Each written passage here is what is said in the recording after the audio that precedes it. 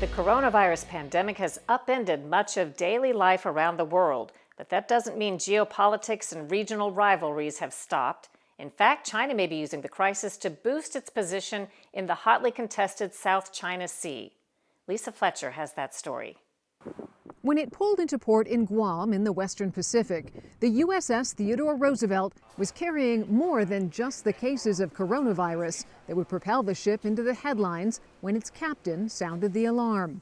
Its unscheduled stop also sidelined a big part of America's ongoing effort to show military strength in a part of the world that China would like to dominate. Nowhere more so than the South China Sea, a crucial seaway surrounded by competing nations with claims over the area and its resources. To understand what's going on while the world is focused on the virus, we reached retired Navy Captain Carl Schuster, the former director of operations at the military's Joint Intelligence Center for the Pacific. When it comes to the Western Pacific, why is there so much attention on the South China Sea? Why is it such a flashpoint? It's become a flashpoint in the last 30 years, mainly because China has begun to assert its interest.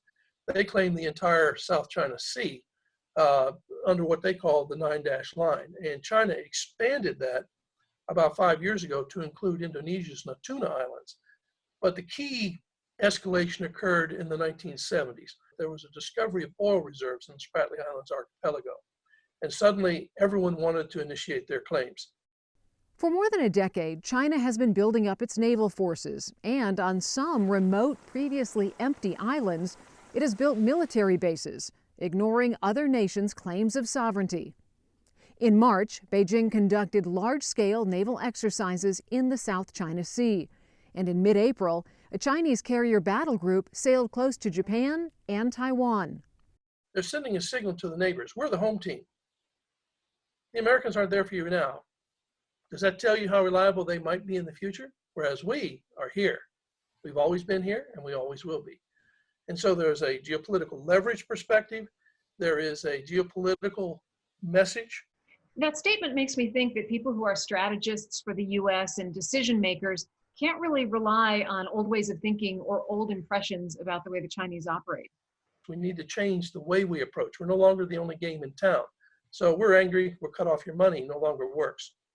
Because China will step in. We've got to rethink how we do it as a whole government process, because that's the way the Chinese think.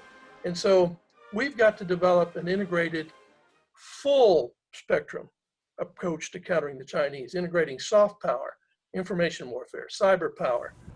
A sign of just how important the area is to the U.S. Navy, just before the coronavirus outbreak on the USS Theodore Roosevelt, the carrier sailed as part of a large U.S. fleet through the South China Sea. For Full Measure, I'm Lisa Fletcher. Since the first case of coronavirus was reported on the carrier Roosevelt, other Navy ships have reported outbreaks, but the Pentagon says readiness has not been affected.